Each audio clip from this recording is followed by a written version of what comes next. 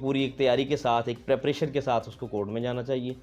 और यही एक अच्छे वकील की खासियत है कि वो कोर्ट में पेश होने से पहले जो है वो अपना केस A to Z हर हवाले से, हर एंगल से तैयार करके जाएगा। बार और बेंच के ताल्लुक़ को कैसे बेहतर कर सकते हैं?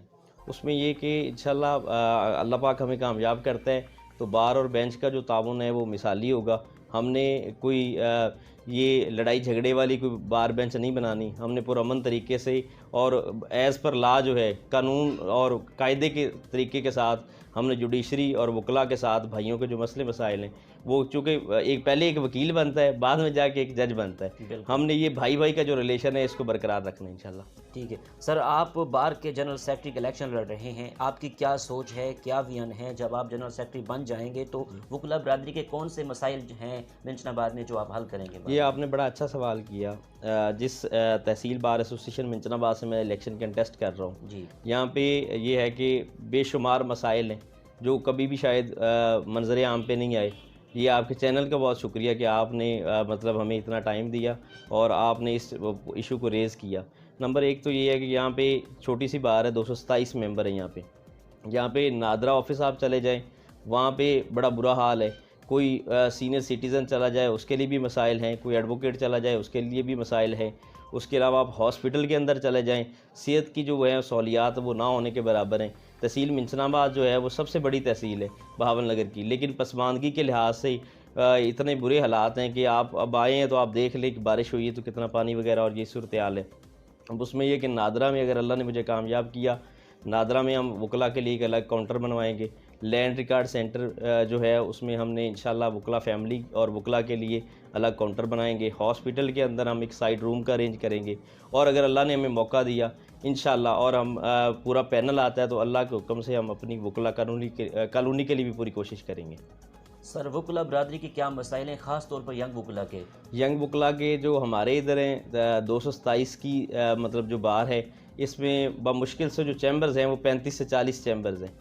एक ही चैम्बर पे 15-15, 20-20 लोग हैं। यंग वकला के लिए आज तक ना तो चैम्बर्स का मसला रेज़ किया गया, ना उसको सॉल्व किया गया। हमारा कम्प्लेक्स बनते बनते हर दफ़ा रह जाता है। अब मुझे 5.5 साल हो गए तो 5.5 साल से मैं यही सुन रहा हूँ कि कम्प्लेक्स बन रहा है, लेकिन वो कह लें कि कैबिनेट की नाअहली होती है कि उसको वो बनाया नहीं जाता। इंशाल्लाह हम सबसे पहले इनका मसला है, इनको चैम्बर्स अलाट करवा के देंगे। चैम्बर्स का कोई इतना बड़ा मसला नहीं है, कोई कोशिश ही नहीं करता बनाने की। यंग वकला को चैम्बर्स अलाट करवा के देंगे। फ़र्दर जो बिल्कुल जिनकी स्टैंडिंग 2 साल तक है, हम उनके लिए तकरीबन इतना वजीफ़ा ज़रूर मुकर्रर करेंगे कि उनको स्टाइपेंड मिले कि वो अपना जो पेट्रोल है वो अफोर्ड कर सकें, ताकि लोग जो है वो शौक़ से इस फील्ड में आएँ, ना कि इस दबाव के साथ इस फील्ड को स्किप आउट कर दें या इसको छोड़ दें। ठीक सर, अदालतों में केस सुस्त रवि का शिकार क्यों हो जाते हैं? उसमें समटाइम्स हम ये कह सकते हैं कि समटाइम्स ये भी हो जाता है कि कोई ना कोई प्रॉब्लम हो जाती है कि कोई जज आया उसका ट्रांसफ़र हो गया, यूनिफॉर्मेलिटी नहीं है उस हिसाब से। बाकी अब तो माशाल्लाह ऐसा हम नहीं कह सकते कि केस में स्लो हो रहे हैं। जुडिशल जब से ये मॉडल कोर्ट्स बनी हैं उसके बाद बड़े समरी ट्रायल हो रहे हैं और बड़ी स्पीडी जो है वो कोर्ट वर्क हो रहा है।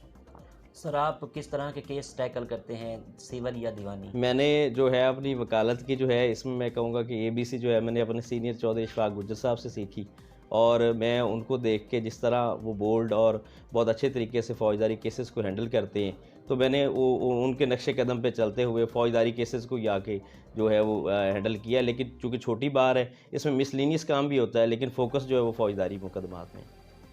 सर बार के इलेक्शन में मकामी सियासत किस हद तक है? वैसे तो मेरा ख्याल है पंजाब की किसी भी बार के अंदर कोई मकामी सियासत नहीं होती, लेकिन हमारी बदकिस्मती ये है कि मिंचनाबाद बार एसोसिएशन में ये हमेशा से ये एक वतीरा रहा है कि ये मकामी जो सियासत है वो बहुत ज़्यादा इन्वॉल्व है और वहाँ से एक इंट्रा पार्टी इलेक्शन होता है, वहाँ से बंदे इलेक्ट होके आते हैं। मैं और मेरा जो पूरा पैनल है अल्हम्दुलिल्लाह, मेरे साथ प्रेसिडेंट है पीर अहमद हसन चिश्ती साहब और मैं अमजद अमीन जनरल सेक्रेटरी और बाकी जितने हमारे साथ पैनल के अरकान हैं, हम एक इंडिपेंडेंट ग्रुप के साथ आए हैं without any political influence, without any support of any political party, without any support of any politician and so called वडेरा।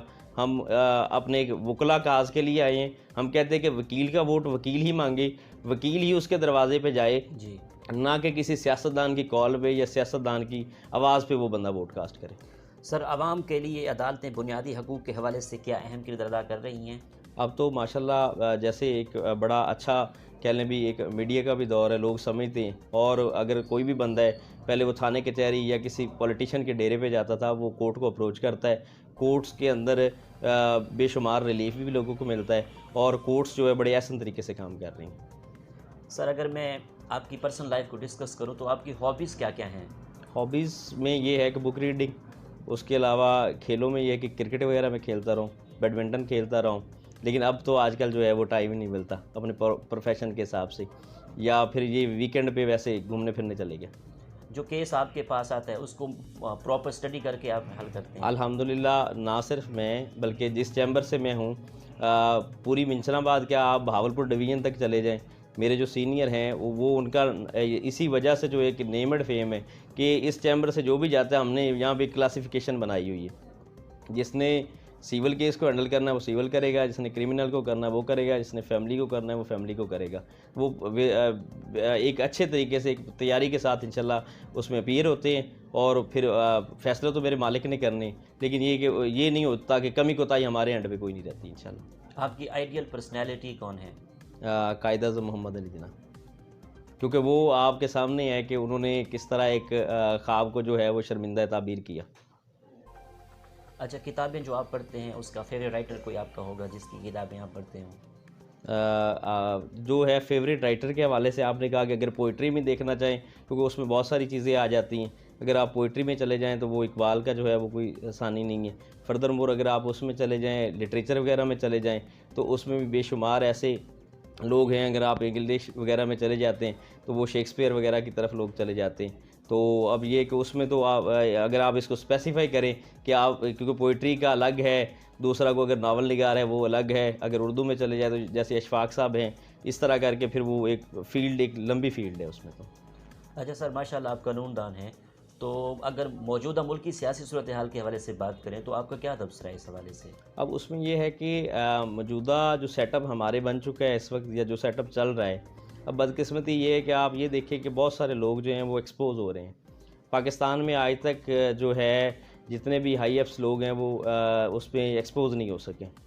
अब यहाँ पे इसमें कोई भी आप देख लें कि मैं ये नहीं कहता कि गवर्नमेंट बड़े अच्छे काम कर रही है, मैं ये भी नहीं कहता कि बड़े बुरे काम कर रही है, लेकिन आप ये देखें कि जो है ना अकाउंटेबिलिटी का सिस्टम, वो प्राइम मिनिस्टर की भी अकाउंटेबिलिटी हो रही है, और सबसे बड़ी अकाउंटेबिलिटी तो आपका मीडिया कर लेता है कि आप हर बंदे को जो है वो उसको अपनी बात भी कन्वे कर सकते हैं, उससे हर तरह का सवाल भी कर सकते हैं।